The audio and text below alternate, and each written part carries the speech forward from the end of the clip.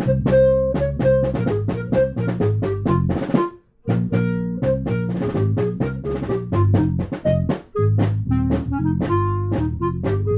everyone, welcome to The Final Four is Not on the Schedule. I'm your host Eric, alongside with expert analyst Rod. Thanks for joining us on the best MSU basketball podcast featuring in-depth recruiting, game matchup, and post-game analysis. We dive deep to give you the best tools to enjoy the Spartans and impress your friends and family.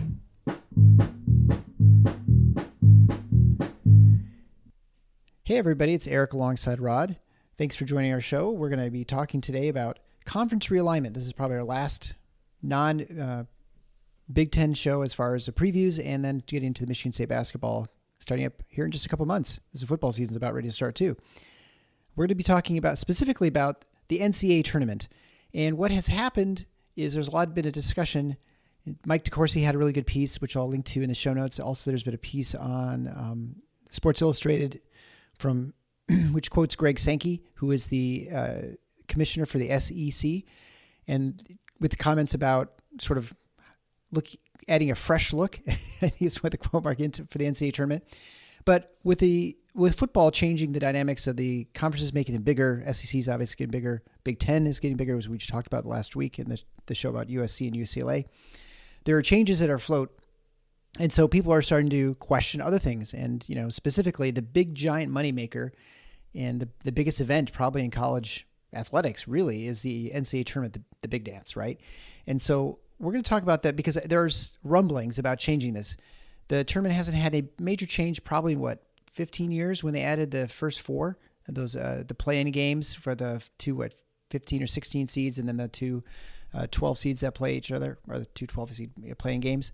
And then before that, I think it was 48 teams, and there was 32. But back when Michigan State in the 70s won the NCAA tournament, I think there were 32 teams. It was 40 teams at that point. Yeah. Right. And I think we saw with the emergence, really, I think, of ESPN back in the 80s, where they were just jumping from game to game. They brought a lot of new energy to the NCAA tournament, bringing a lot of eyeballs and a lot of revenue, and it just became much like the Super Bowl. It just sort of became an event, and it's in and of itself. Every office has a pool. Everybody sort of talks about the tournament for a couple weeks. It has become a cultural event, which very few sporting events are. I mean, like I said, the Super Bowl, I would even argue nothing in the NBA, or maybe there was a World Series. Maybe people talk about that, but not really. So there really aren't many things that everybody talks about. It's sort of like the show everybody watches that comes out, back in the day when there were only 3 networks, right? That everyone's like, the Honeymooners or something. Right now, there's not a whole lot that sort of unites people, but everybody is at least fills out a bracket, even though they know nothing about, about college basketball. And so it is a thing. And so anytime people talk about changing this, I think, it's worth a discussion. And certainly because, as we've mentioned in a number of shows this summer, revenue, money drives all these decisions. And whether they're good decisions or bad decisions, they're driven largely by football. But because football has forced a realignment of the conferences and with the makeups of these conferences, it has certainly, opened the door to discussions about how we might change the tournament. And so I think Mike Decourcey had a good piece. Like I said, we'll link that in the show notes, where he talks about potentially, radically changing this tournament for the detriment. And so I guess I'll just let you kind of kick off where you want to start with the discussion, because I think most of us who are college basketball fans really like the tournament. And I mean, I was even less skeptical adding the 4 teams, the planned games. So anything that radically changes it, I worry about changing the game dramatically, or the sort of the event that, makes it feel different and maybe loses its sort of unique specialness. To use an old cliche, a move, if radical change were to come, that would be the epitome of penny wise and pound foolish. So the idea is, as best as I can tell, that Greg Sankey, who is the commissioner of the SEC, which is obviously, along with the Big Ten, one of the 2 powerhouse football conferences. But let's be honest, apart from Kentucky, this is Jim Comparoni of Spartan Mag used to have a great line about the SEC. It's not quite as true as it used to be, but it's still kind of true. He used to call it third world basketball, because the idea was basically a lot of these games and a lot of these teams might as well be in, sub-Saharan Africa in terms of their relevance and in terms of the interest level, not just from people nationally, but even from their own fan bases. The old line used to be, well, the two biggest sports in the SEC are football and spring football, outside of Lexington at least. And I still think that's kind of true. Now, I'll give the SEC credit. They've devoted a lot of their immense football television revenue to upgrading their basketball programs. If you look, a place like Alabama treats basketball more seriously than they ever did. Auburn, the same thing. Arkansas used to treat it seriously, and they have a renewed, Tennessee. These are programs that have become pretty good or in recent years. But seriously, what a commissioner from the SEC has to tell those of us who grow up in what's truthfully more basketball country about what makes the NCAA tournament work. Save it, Chief. I mean, I find the whole thing ludicrous. And here was the essence of his argument. He made a reference to the fact that one of the schools in his conference, Ole Miss, was considered the last team that got into the NCAA baseball field this year. And then they won the NCAA tournament. So I guess his argument is, well, we should be giving other teams in the major conferences who might now be on the borderline an opportunity because, we could have a potential national champion. As Decourcey points out in his article, if you look at the track record of the last Power 5 plus one, if we include the Big East, the last few teams year in, year out who get in from those conferences into the tournament, they're not winning titles. So his argument is based on a complete fallacy, and baseball, a very different sport than basketball. It's true that in the nature of a one and done tournament, like the NCAA basketball tournament, you could have that kind of situation arise, but it's highly unlikely. So that's the first thing. But I think even the argument that he makes is specious. But the fundamental crux of it is what you were kind of getting at, and I'll try to take a step or two further. What makes the NCAA tournament special and what garners the massive interest, in my opinion, particularly in the first weekend, so the first two games, is the chance of the major upset. And those things take on an entirely different, they are an entirely different thing when you are talking about a mid-major or, frankly, what you could even define as a low major, a very small Division I school rising up and beating a powerhouse. You need look no further back than last year's tournament and witnessing St. Peter's, a very small school from, I believe, New Jersey, taking out Kentucky and Purdue. That drew massive interest, massive media attention. Those are the moments. I mean, Michigan State fans have been on the wrong side of it, right? Middle Tennessee, not that long ago. Most major programs have a negative moment like that where they got by a small school. We go back to Maryland, Baltimore County being the first 16 seed a few years ago to take out a number one in Virginia. These are the things that make the NCAA tournament special. If you look at the evolution of it, I think it really began to gain traction in a major way, obviously, with Michigan State, Indiana State in 1979, Magic versus Bird. That's the moment. It's still the most watched NCAA basketball game in history to this day. That's the moment where the NCAA tournament really took on another life. But what sustained it and grew it from there was exactly, in my opinion, exactly what you talked about, which was ESPN beginning to get involved. And this is in the days for our younger viewers before you could literally watch any game being played. ESPN would do the whip around where they would cut. There was a game that they were featuring, but if there was a photo finish in another game, they'd cut to that so you'd see the end of it. Or if there was a major upset brewing, they'd cut to that. And it gave you this sense of a wild free-for-all kind of affair.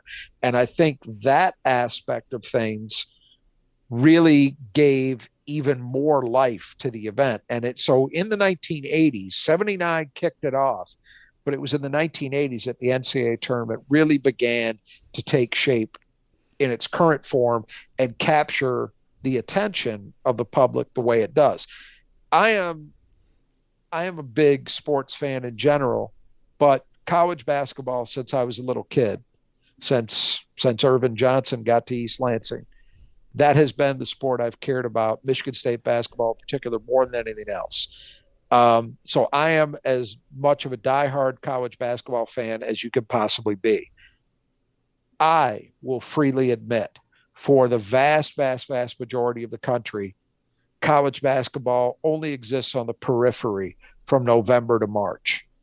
And then in March, then it becomes something that captivates people for a couple weeks or 3 weeks. Yeah. That's the truth. So this is the thing that makes college basketball special, is the tournament. If you start screwing with that, you are insane. And any thought of changing the dynamic so that we are and Sankey, I think, was talking about growing the field to 96 teams. Yeah, right. We're currently at 64 plus 4, right? Yeah, or 64. Yeah, well, 68 teams. Mm-hmm. Yeah, 68 teams. Okay, you start taking it to 96, and it just starts. The reality is that the last few teams that get into the field most years, you can look at and say, does it really excite anybody? I mean, look, Michigan State fans 2 years ago had, thank God.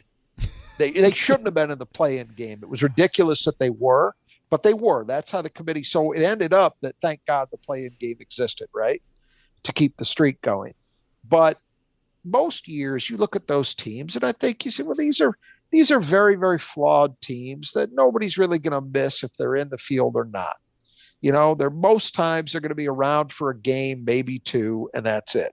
Occasionally you get a UCLA that makes a run like they did in the COVID year, but that's a massive, or VCU yep. did it one year on a shock of smart, but those are massive outliers.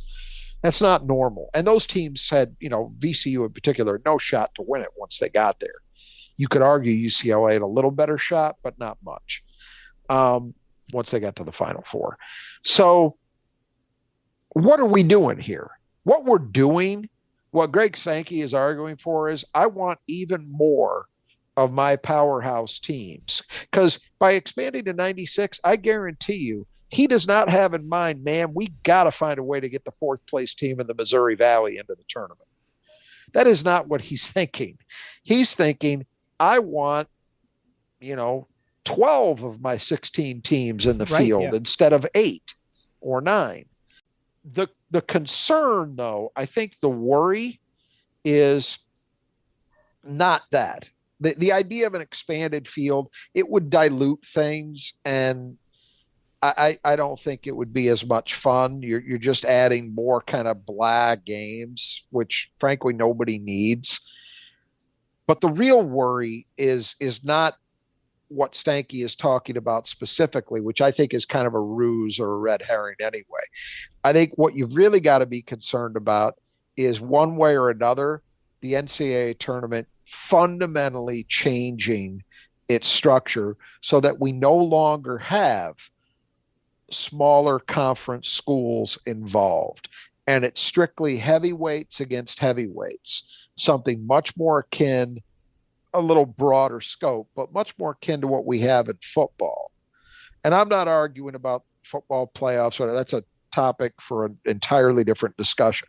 But that's not what I think makes heavyweight against heavyweight only is not what makes the NCAA tournament special. What people love, what drives interest, is the possibility of the out of nowhere upset. It is a huge fundamental part of what gives the tournament its excitement. And I think if you take that away, this is where I get back to penny wise, pound foolish. You may think that, well, we're going to make bigger schools are going to make more money because now it's all us and we're soaking up all those dollars. But I can't help but believe wholeheartedly that you will reduce the attractiveness of the event as a whole.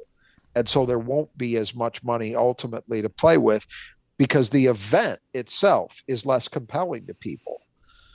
Now, we had a quote within the last week or so from the AD at Florida Gulf Coast, right? So yes. Florida Gulf Coast, as a school, to some extent, got on the national map as a result of its basketball team's exploits in the NCAA tournament. There are these instances, particularly with smaller schools, of course, where a run by their basketball team puts the school in an elevated position in terms of visibility that it truly can have a positive bump impact on enrollment, on the caliber of students who are applying, all of these things. It's true. Florida Gulf Coast went through that. In our last episode, we talked about Andy Entfeld, the coach at Southern Cal. Well, he was the coach at Florida Gulf Coast when they had their Dunk City run several years ago. They had a highly entertaining team, played a very flamboyant, exciting style, a lot of dunks, as the nickname might lead you to believe. And they pulled off a couple upsets. I think they got to the Sweet 16. Sweet 16, yeah. Mm-hmm. Their AD stated that he believes there is an effort on the part of some major conferences, and I think the SEC, if I remember correctly, was cited, to start changing the fundamental nature of the tournament so that if you were a champion of a mid-major conference, that doesn't necessarily automatically mean you get a bid to the tournament. And I suspect that he is probably onto something. Hopefully not what will happen, but what I definitely think is being thought about and discussed among some of these people. This is a very complicated subject because it gets into, there's a lot of crossover with conference realignment, and especially, I think, with the nature of what is going to happen next in terms of how major conference schools and their athletic programs are governed and organized. So right now we have a tournament that is literally called the NCAA tournament. That's the name. And it is the single biggest moneymaker for the NCAA. What happens if major conferences, and let's just assume that we're at the very least talking about the Big Ten and the SEC, no longer have their athletic programs as part of the NCAA, but have rather created their own entity, which everybody I think is credible seems to believe is a matter of time. It may not be next year, but it's coming, and it could be coming faster than anybody thinks. I have had discussions with some very smart, well-informed people who are involved on the television side of this. One guy in particular who has insisted to me when I brought this up, and he's been right about a lot of what's come down the pike. He has insisted to me, look, these guys understand you can't screw with the NCAA tournament as it's structured. They're not going to do that. It's not on the same timeline anyway. What they will do is they will set up this governing body that will be outside the auspices of the NCAA, but it will likely only apply to football. Okay, maybe, but maybe not. I remain highly skeptical that they will do that. And so then the other response, which I've heard from him, was, well, even if that happens in basketball, those programs are under the auspices of this new entity.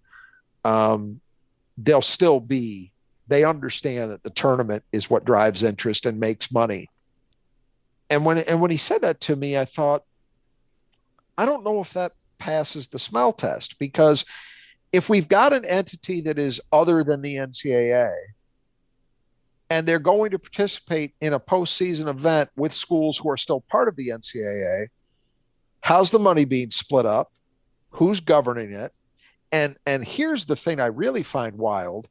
If we have an entity outside of the NCAA, one of the major reasons for doing so is these schools don't want to be subject to the same rules and regulations that the NCAA imposes on all kinds of things, eligibility, compensation, et cetera. And I truly believe once that happens, we're going to see radical changes. I think you quite possibly are going to see student athletes classified as employees. There's a lot of reasons for doing this, by the way. It's not just all about a money grab. It's also getting on the right side of the law and antitrust. There are legal implications for this, but I think we're going to see all kinds of things like that. You heard Jack Ebling on our show say he has heard from people he finds credible, he didn't specify who, that you could even have things like trades. Imagine that. I mean, that is just mind-blowing. I never went that far, but so we can at least accept it will be a different world for schools that exist outside the auspices of the NCAA. How can you reasonably have a competition between schools that are operating under one set of rules profoundly different than what the other set of schools are operating under? How it's not a level playing field. You could say, well, how is it a level playing field now with a Big Ten school versus a MAC school? Well, of course, there are differences, but theoretically, at least, they all have the same eligibility rules. They're all capped at 13 scholarships per team. You know, they all are under the same kind of compensation rules generally, at least they used to be before NIL has kind of upset the apple cart. Yeah. But even that, there's at least some semblance, rough as it is, of a similarity. How can you have a legitimate competition when Michigan State is paying its players a salary, not NIL? This is distinct from NIL, which will probably also be there. I'm talking about a salary, just like they were, working the midnight shift as a janitor at Erickson Kiva, Erickson Hall, like I did when I was at Michigan State, except making a lot more money doing it, versus Eastern Michigan, where at best they might get a sponsorship by Cottage Inn Pizza in Ypsilanti. How is that the same world? You can't. Do you know what I'm saying? That just it beggars belief for me. So I am worried about this as someone who truly loves this sport and loves the NCAA tournament, treats it as a holiday every March, that first Thursday and Friday. It worries me because I don't think the AD at Florida Gulf Coast is crazy. I think he's right. He's right to be concerned. He's right to see this potentially coming down the pike. And I hope that the person that I spoke to about this stuff is correct, that no, these guys are smart enough. They understand it. You would hope that at the very least television would step in and say, guys, let's not kill the golden goose. Right. It's $1 billion, right? Yeah. I mean, I agree with that. My initial problem is the concern that it's going to go away, because I think you look at the NCAA tournament, I believe it brings in $1 billion in revenue to the NCAA. I mean, it is by far the biggest thing. And that's, one of the arguments for adding a sort of NCAA tournament for football, because could you capture that same sort of excitement with it for football? Well, that's never going to happen. That's never going to happen because the football schools and the conferences that control it have no interest in allowing the NCAA to be part of that. And if anything, the momentum is heading away from the NCAA. Right. But I think, that's the initial thought of having a bracketed tournament, that you'd have it structured similar to the basketball tournament. But the structure would look the same. Yeah, yes. You're not going to, but even if however you structure it, you're still not going to have I guess you could theoretically have upsets. You're not going to have these schools that you've never heard of. Winthrop. I mean, half the schools you don't even know what state they're in, much less, what conference. So you haven't even heard of the conference, right? That's part of the. All you got to do is go back to last year's tournament in St. Peter's. And we have examples of this, if not every year, then every other year. Yeah. We have examples of the little engine that could. And it's because of the natures of the sport. Basketball is a 13 max scholarship sport where one player can very, very seriously impact the outcome of a game. That's really all it takes. Steph That Curry, is going. right? At That Davidson. is That's a good right. example. Exactly. Another one. That is inherently a more volatile sport in terms of likely outcome than an 85 scholarship sport, where because of the nature of the game itself, it is much, much more difficult for one guy to dictate a result. And I Right. just look at the all you have to do, look at the NFL. Even though it's a one and done format, in my view at least, you very rarely have significant upsets in the NFL playoffs. We see it occasionally, but not a lot. It's usually, if not the best team, then clearly one of the best teams that get through. College football, it's clearly that way. I mean, even when we've got heavyweights, so we have all major conference teams typically in the playoffs. Very rarely do you see an upset. And when we do, it's, oh, Clemson beat Alabama. Yeah. Okay, it's an upset, literally an upset, but is it really what people talk about when you talk Yeah. about the NCAA basketball tournament? No, of course not. It's like it's like Appalachian State coming in and beating you at home or something, right? I mean, if that doesn't Right. And how often happen. does that happen? I mean, I would say it never happens, right? Right. Rod? Not compared to basketball. And again, it's just the differences in the natures of the sport. Basketball in a Yes. one and done format, if you do it like the NBA does it, where it's a best of seven, okay, you would see far, far, far fewer upsets. But because it's one and done, and because of what we discussed, that one guy can disproportionately impact the outcome of a given game, you're going to have more of it. And that's what drives interest. No question. And what drives interest for, much like the Olympics, you know, there's definitely people are interested in the athletic aspect of, you know, watching the events, but as important, maybe even more important, are the storylines that go along with the games. And you know, and the upset is obviously the biggest storyline. You have a school that has, you know, enrollment of 750 or 1,000 kids against some state school with 65,000 students, and somehow Absolutely. they're managed to pull it off. Right, that is the magic of the tournament. And if you're, you know, if you're a fan of one of those teams, like, you know, we like you said, we've been on the wrong end of these. There is trepidation. There is fear every time, even if you're 1 versus a 16, right? You don't want to be that team that loses to the 16 seed. There is pressure on all these games. If it was a 3-game series, you wouldn't worry nearly as much, right? Right. But because it's the one game, you don't shoot well, someone gets hot, whatever. I mean, a million things can happen.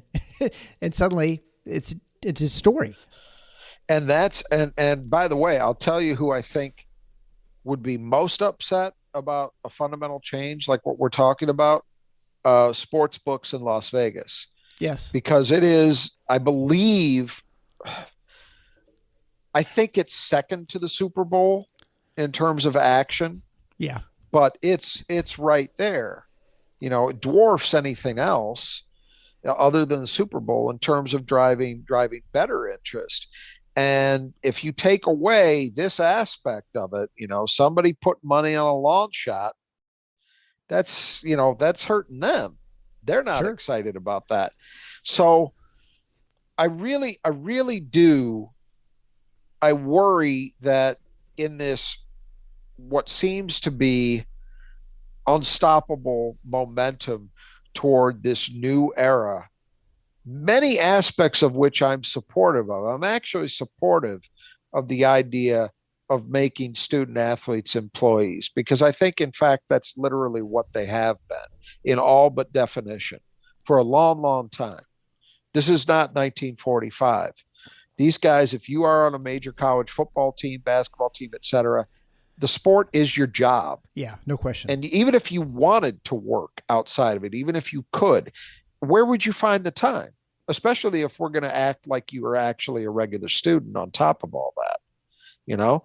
So that plus the fact that we're talking about these gargantuan contracts where Big Ten schools could potentially be seen as much as $100 million in television rights fees annually after this current round of negotiation is all said and done.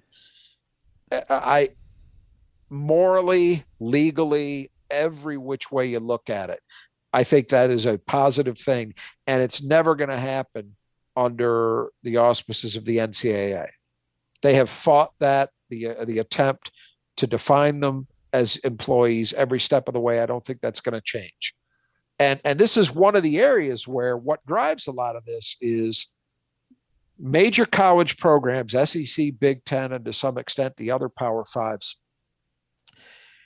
don't like the idea that they are subject to the same rules that Weber State is subject to. And the way the NCAA is set up, of course, there are many more of the Weber States of the world than there are of the Michigan States. There's whatever there is, 360 some Division I schools in basketball, at least. They get outvoted. So if the Big Ten says, hey, we want to treat our guys as employees. I'm not saying all the schools do, but if they want to, they have no shot because Weber State doesn't want to do that. And all the similarly sized schools don't want to be subject to that. So they don't do it. That's only one aspect of it. There's a lot of reasons, most of which come down to money. But that's why they want to be free of this. Football, A-okay. I've got no beef with it. But when you start getting into basketball, and again, as we've said many times in other contexts, basketball is not driving any of these trains. So basketball, unfortunately, could get wrecked by what football hath wrought. Yeah. I mean, that is a possible outcome. And that's what I worry about, is that these guys are so focused on that aspect of it that they don't pay attention to this thing that I care about. And a lot of other, presumably anybody listening to this cares about, and it gets ruined or damaged, at least as collateral damage, so to speak. That's what I worry about. Yeah, I think the one of the aspects too that we don't appreciate much, we don't talk about this show at all, is gambling. And gambling is a gigantic reason, and it's really probably the main reason the tournament has been so successful initially, right? Yeah, that gambling drives, because you say, but gambling drives the eyeballs on TV, right? That's why a lot of people tune in to watch sports, is the gambling reason. I mean, there are people who are passionate about their teams, but there are probably more people who are more passionate about, getting their parlay to hit, right? And so that's right. So if you change the tournament and get less people who are interested in watching it because they're not gambling on it, you're going to, and those upsets certainly draw a lot of people in, right? Like massive amounts of uncertainty draws people into gambling and sort of games of chance, right? And so if you remove that, you've wrecked your tournament, in not only for the stories for the casual fan, but the people who are gambling, and those people, you would for sure destroy it. And it'll be interesting, guys, to see how they have to preserve it, because I imagine we're not the only ones who understand this. Well, this is what I've been told, is that, hey, these are smart, and I buy that completely. But then I see a guy like Sankey popping off, and I think, oh God, maybe not. This is the commissioner of one of the two major conferences, the two who have kind of Elon Musked their way off planet Earth, and now they're on Mars terraforming it.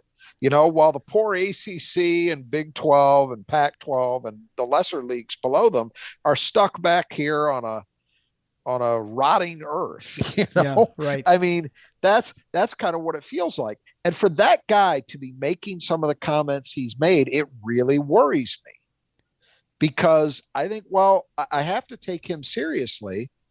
And is this, again, I think this 96 team bullshit is just that. It's a ruse.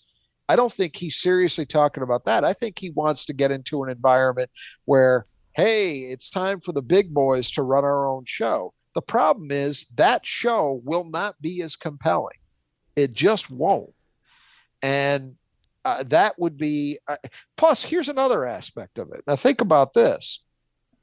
We know full well that it is possible to have a truly elite basketball program and be at a school where football either doesn't exist or might exist at the Division II or Division III level. I give you Villanova. I give you Gonzaga. I give you Georgetown. Basically, a good percentage of the Catholic schools fit that, outside of Notre Dame and Boston College, I guess, at Marquette. I mean, I'm naming off schools that have won national titles in the last 40, 50 years. You know, Uh, how do those schools fit into this future? Yeah, well, they don't.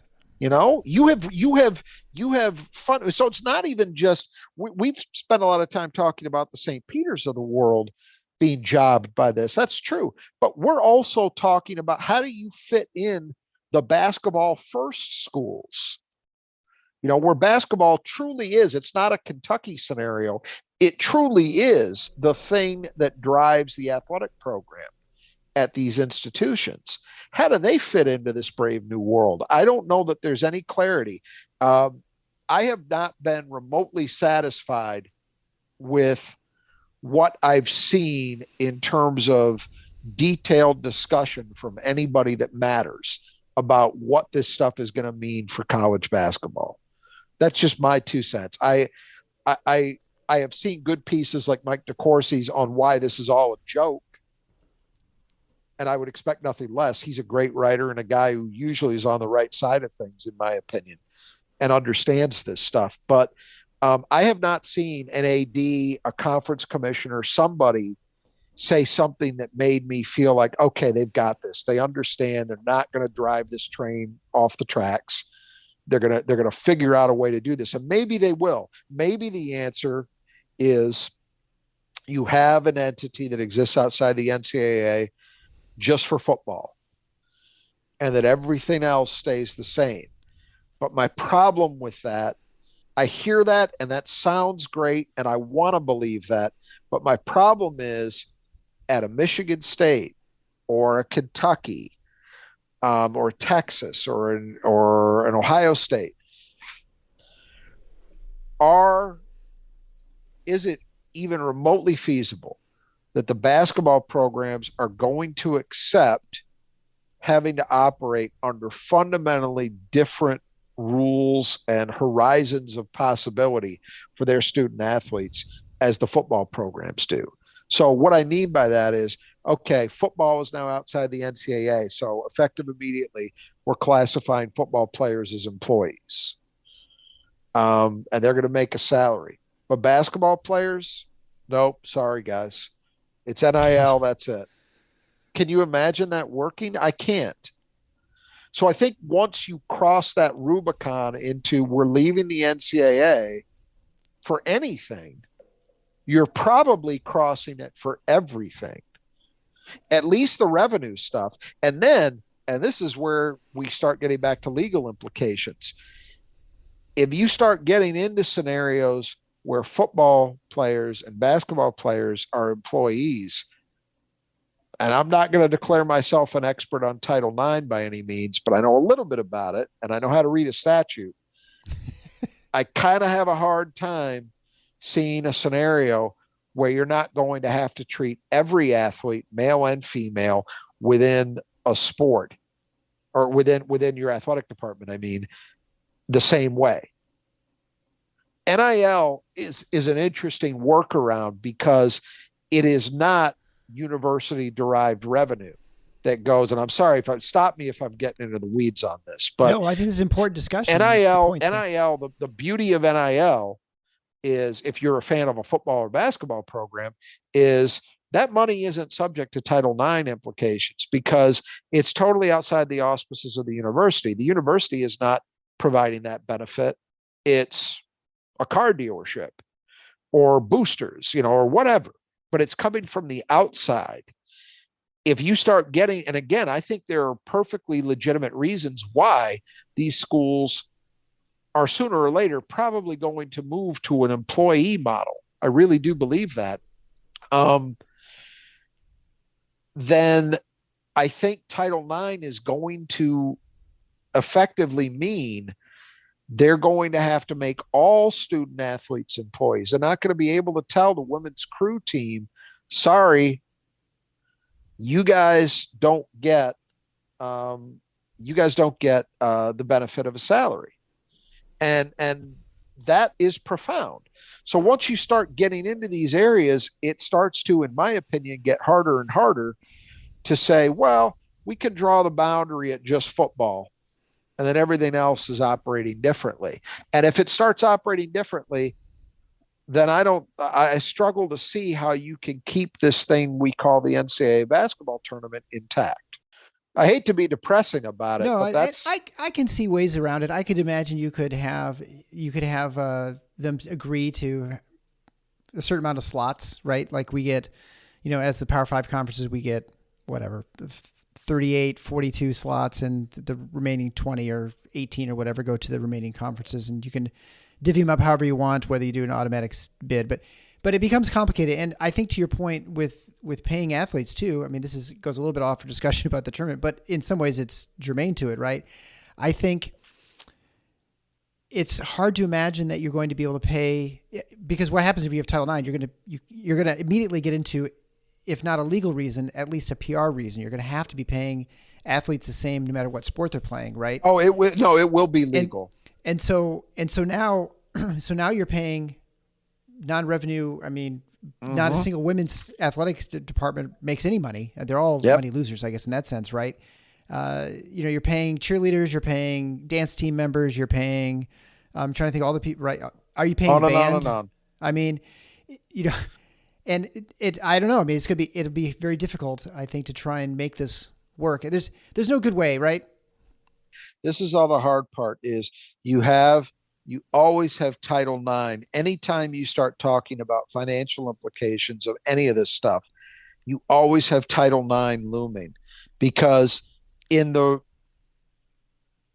quote unquote real world, this is not an issue because, football is the only money maker we have, or football and basketball are the only two that make any money. So of course we treat those people differently because that's a productive activity. And the stuff that isn't productive, meaning it's not producing a profit, well, that's just the money's not there. Sorry, but that's not how it works. That's not how the legislation works, and it won't work that way. And you're 100% right. The women's volleyball team members will have to be paid exactly the same as men's football in terms of a salary. That is a fact. That is not up for debate. That is what will happen. So how all this stuff plays out, anyway, look, we don't have all the answers. I guess the best we can do is raise some of the questions and kind of encapsulate what's currently out there in terms of the nature of the discussion. But it is a daunting time. And, I go back to something I think we talked about several months ago where Notre Dame's athletic director, Jack Swarbuck, was quoted. And of course, a lot of what he was talking about has come to pass much, much, much quicker than he thought. And I said that at the time, that he had talked about mid 2030s as the time when the chickens would all come home to roost. And I believe my comment then was, I think he's talking his book maybe because he doesn't want it to come faster than that, but I can't imagine a world where it doesn't. And we're getting there. Plus the other thing too is, and this gets back to the NIL aspect of things. You've seen a lot of college coaches, particularly in football, come out almost as anti-NIL. And I think the reason is not that they don't want players to be able to receive some level of compensation, but the concern is there are no rules, there are no guardrails. And the first thing you're going to see when, I don't think it's an if, when at least football splits, is those schools will agree to guardrails. There will be some standards in place as to how NIL functions. God help us, we could have a salary cap of sorts. I mean, I really do think that's not off the table. And that's another motivator for why they want this stuff to happen. But anyway, it's a complicated picture. But one other nearer term aspect I wanted to talk about that's at least tangentially related to this stuff concerns television. So we talked in our last episode about the addition of USC and UCLA. And of course, a big part of what drove that is television, specifically the money that schools can make from television agreements on a conference basis, and also the money that the television networks can make. Yeah. As a result, what kind of content do they have in a given conference deal, right? So that's what drove Texas and Oklahoma to the SEC. It drove UCLA and USC to the Big Ten. It may yet drive Notre Dame into a conference. We'll see.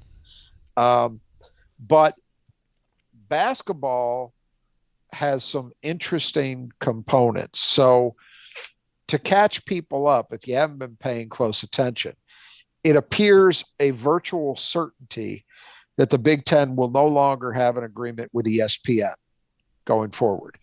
Its agreements, at least in football, are going to involve Fox, which it's already had, NBC, CBS, and I think most believe a streamer to be named later, which is either Amazon or Apple. We'll see. Here's what's interesting. There's a couple interesting things about this from a basketball point of view. The first thing is that you no longer have a presence on ESPN. Okay. We know a lot of games end up on the Big Ten Network. We also know that Fox has a number of games. They'll do games on weekends. They also do a lot of games on FS1 during the week. But now, and CBS has their Sunday game typically. Right. So I imagine that's going to stay intact. I have not been able to get clarity on this. And again, it shows you how football centric all these discussions are. My assumption has been that these television deals have to be all sports, all rights, which practically means just football and basketball. So that would mean no more basketball on ESPN, but I haven't gotten 100% confirmation of that. I've been able to find it at least. I'm assuming that's the case. So if that's the case, where are those games, which I'd have to look and see over the course of a given week during the conference season, where do those games go? Is FS1 going to just dramatically increase the number of Big Ten games they're showing? And is that it? Are we going to see games start getting farmed out to Peacock? Yeah, Paramount or whatever, yeah. Paramount Plus? I mean, both of those networks, I have a Paramount Plus subscription in part because they have some U.S. men's national soccer team games, which I have an interest in. So during qualification, there were some games that were only available on Paramount Plus. So they do sports.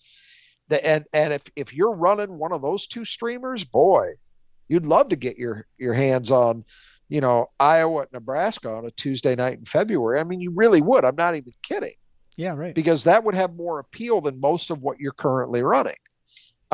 Nothing trumps live sports because it's the one thing that has a timeliness factor. Everything else, hey, you can watch it whenever. Live sports, you want to see it when it's airing for the most part, right? So it would really matter. I think that will be interesting to see how that goes. I think from ESPN's point of view, I think this is a disaster. It's an absolute disaster because by losing the Big Ten, they are effectively out of a good number of the major markets in this country. And that cannot come without a cost. Sure. I don't mean that the network won't be available, but the network is not going to draw people's attention. People in the upper Midwest and now people in Los Angeles and people in the DMV during the winter are going to go to where the Big Ten games are. They just are. And ESPN can try to combat that with whatever third world SEC game they want to throw up there. The interest is just not the same. It's different than SEC football. So ESPN is also going to take a huge hit on the football side too, in my opinion. I think they just, I'm not saying it's the death knell by any means, but I think it's a heavy, heavy, heavy, heavy hit. You cannot lose the Big Ten entirely, as it appears they have, and think that doesn't hurt your bottom line. It does. You just can only argue about the degree. And ESPN's bottom line was not doing well anyway. They had overpaid for so many different these live sporting events where they just couldn't afford them, and so they were kind of stuck in between a rock and a hard place, right? Exactly. That's what I was going to say, because that's fine to say, and I'm sure there's truth to it, but then if you don't have the content, where are you?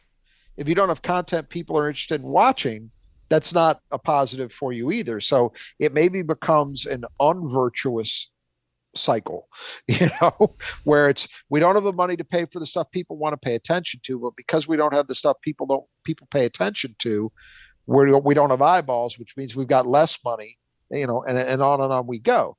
So I think that'll be interesting to watch.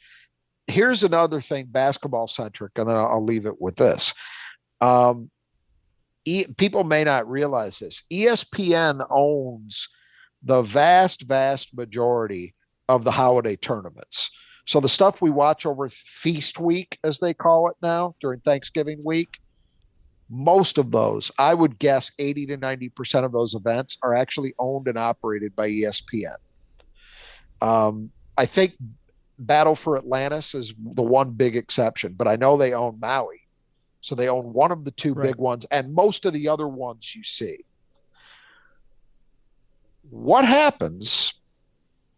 Can you possibly dream of holding those events without inviting Big Ten teams?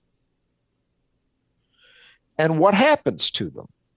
I don't know the answer. I just see the question looming. Here's an even bigger one. There was a report on a Duke message board that ESPN has already determined that they will bring an end to the Big Ten ACC challenge and replace it with an ACC SEC challenge. Oh, possible, because they will have both of those conferences on their network. But does that excite anybody as much? Probably not. It's a lesser event. And that's because fewer people in the SEC footprint give a shit about college basketball. It's just a fact. I mean, I'd love to bag on those hillbillies anyway, but I'm also speaking the truth here. They don't care as much. They just don't. And that's borne out by every metric you want to cite. But I think it also creates an issue for the Big Ten, of course. Are you going to lose the Big Ten ACC challenge?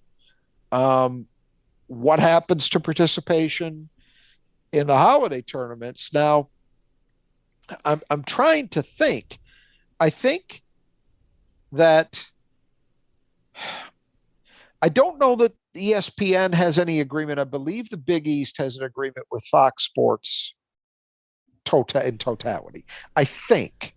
But I'm not positive of that. I'd have to go back and look. I'm trying to think of a scenario where a league was, at least a significant league, was entirely out of any conference game broadcasts of ESPN and still was participating in those holiday tournaments. That's the one that really interests me, along with the fate of the Big Ten ACC challenge. I will say this, fans of the Gavitt games, and I know there got to be about 5 of you out there, can feel pretty good because the Big East and the Big Ten are both Fox Sports partners. So that will surely continue, to my eternal frustration. I think that thing is a nuisance more than anything else. It's just one more high major game for Michigan State, I mean, where you already play a ton of them. We don't need it, but we have to play it. So this year we get Villanova. Great. So are you saying there's even like the Champions Classic? That's I assume a ESPN thing, right? That's an important one too. What happens to Michigan State's participation in the Champions Classic? Does Michigan State get removed, despite the fact that the event was created in essence by Michigan State's then athletic director? I don't know, but it's a valid question too. I'm glad you raised that. So a lot of this stuff to me is in the to be determined category. We just don't know. And again, everybody who's speaking on the television issue is totally and entirely and solely focused on football. Nobody right now, or very, very few people, are speaking to the basketball ramifications. So I don't know is the best answer I can come up with on all of it, but it concerns me. Why does it matter if the tournament? I guess I don't understand with the participation. Does ESPN, do they schedule the teams that show up in Maui, or how does that work? So if they say, all right, Big Ten said we're not going to have you're not going to carry any of our regular season games, that doesn't exclude them from being in a non-conference or preseason games, right? Correct. Well, to give you an example, right? Notre Dame has a contract with NBC. So they have games with teams in other conferences that show up on NBC. So Michigan State, which has had before this latest iteration, no official affiliation with NBC, would still, when they played Notre Dame in football, occasionally have the Michigan State Notre Dame game on NBC. Yeah. Right? That would still happen. So Notre Dame, I believe, could end up, obviously, in a road game, could end up on another network. I think what it comes down to is not the theoretical possibility of it happening, but rather, what will ESPN do? Will they want to have these Big Ten teams that they no longer have any representation with or affiliation with? Will they want them participating in events that they control? I don't know. I mean, the Big Ten ACC Challenge is a big one because that's entirely an ACC deal. Yeah. I don't know, or entirely an ESPN deal. Yeah, right. Yeah. So I don't know how it works. And I really am. I'm genuinely curious to see somebody who has knowledge of this stuff actually speak to what the ramifications are for Big Ten basketball. Is it that we're just going to lose all of these things that have become part? And it's a bigger deal for Michigan State because Michigan State is always in the challenge, of course. They're always in a holiday tournament, but they're also always in the Champions Classic. And, you're talking about what, Duke, Kentucky, Kansas. Well, all three of those schools, at least for now, are in ESPN affiliated conferences. So, they're not going anywhere. Now, I do one thing to offer here that's important. My understanding is that the contracts, even for like the Champions Classic, run through at least 2025, I think. So it's not likely that we'd see a change, say, for next season, regardless. But I just don't know how it works out. Let's put it this way. If you're ESPN, there's two motivations at work here. One is, why do we want to build up a program on our airwaves that we don't derive any true financial benefit from? Why do we want to give them that? Okay, that's the first thing. And then the second thing, which is certainly far from beyond the realm of possibility when we're talking about that network, is why wouldn't they just be petty about it and say, oh, the Big Ten left us, screw you? Yeah. I think that's a distinct possibility. And Michigan State fans, of course, can have an understanding of how different aspects of ESPN's operation can get extremely juvenile. Yeah. And ludicrous.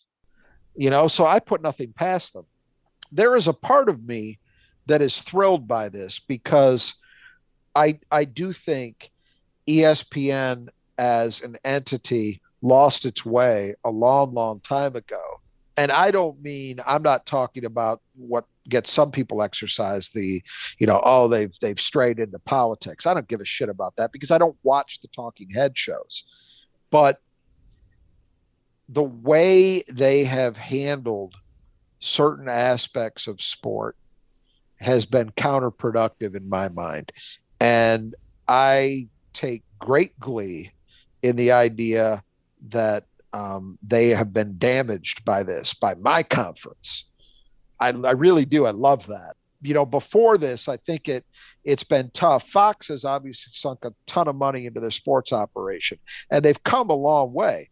But it's been impossible for anybody to truly match ESPN. But this is a big deal, this thing with the Big Ten. I mean, it really is. And, ESPN, you were talking about the fact that they've suffered by maybe overspending for some of the things that they've had on their airwaves. I also think we have to consider that they are part of a larger entity in Disney that has taken a ton of hits in recent years. So it's probably in the long run, it's all good news if you don't like ESPN, which I think a lot of our listeners probably fall into that category. But in the short run, there's some of these questions out there that I just don't know the answers to what happens, but I think they're legitimate questions. Well, I think we'll wrap it up there. And I don't know. I guess it's both discouraging and encouraging sort of discussion, and very much wait and see. We started just talking about the NCAA tournament and how that may change, and kind of got all over the place. But I think they're all related, right? I think all those things are. That's why I brought it up. Right? Yeah, absolutely. They're interrelated, and they all affect decisions that are made with each other. And so you can't look at them in isolation. You have to sort of take it in totality. And it's a lot of moving parts and a lot of things that probably, in many ways, they don't talk to each other, right? Like the TV doesn't necessarily talk to the conference, or they don't have a good, probably easy communication. So it'll be interesting to see how those things work itself out. I think what we can feel confident about right now is that everything's going to be the same this year. There's no additional teams of the Big Ten. Nothing's changing next month. Same. Right. Everything's the same. I know the Big Ten tournament's going to be in Chicago, and next year's going to be in Minneapolis. So I know those God things. Intended it. Yeah. Yeah, right. Nothing no like DC, Minneapolis. No New York. Yeah, I'm kind of looking forward to Minneapolis. We go to the Big Ten tournament every year. Fine. So it's anything been fun. In the traditional Big Ten footprint, I'm okay. But by the way, get ready for a tournament at Staples Center, or whatever they're calling it now. It's called something like Crypto.com Center or something Crypto. like that. Crypto.com. Yeah, I knew there was a new name. Crypto.com. Get ready. I guarantee that's gonna be a tough drive. That will be on the schedule. That is a tough drive, because I always leave right after I get out early on work on Wednesday. And we drove down to Indianapolis. We go to Chicago. Yeah. It's going to be a little bit hard to make it to Los Angeles. Yep. That may be one we just watch. Pack a lunch. Yep. Or a couple. All right. Well, we'll wrap it up there. Again, I'd encourage you to go to TFF iNots or the Final Four is not on the schedule.com, and there you can join our community, sign up for a forum. It's free. Our intention for this show is to keep it free. And so we encourage anyone who feels compelled to go to the support page, or you can sign up to be a Patreon member and support us monthly. We have some various levels of provide merchandise or sponsorship opportunities. You can also give one-time gifts via PayPal, which people have done. And then hit us up on email at tffinots@gmail.com. There, if you have any ideas or suggestions for the show, we're more than happy. We're always trying to improve the show and add new content and add different levels in our production. And finally, I'd encourage you to go to your podcast player and leave a written review. And I'd like to add just a brief little postmortem to the show that after recording this, the Big Ten had their gigantic television deal signed with NBC, CBS, Fox, Peacock, and the streaming service we were suggesting might be Peacock actually is the one that ended up being part of the deal. And the most immediate impact this will have, of course, is that my family will need to buy another streaming service. But until next time, the Final Four is not on the schedule. Go Green.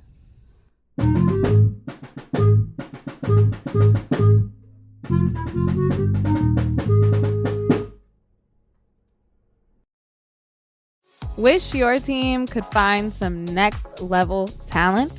When your business needs someone with the right skills fast, you need Indeed. Indeed is the hiring platform where you can attract, interview, and hire all in one place. Start hiring now with the $75 sponsored job credit to upgrade your job post at Indeed.com/Blue Wire. Offer good for a limited time.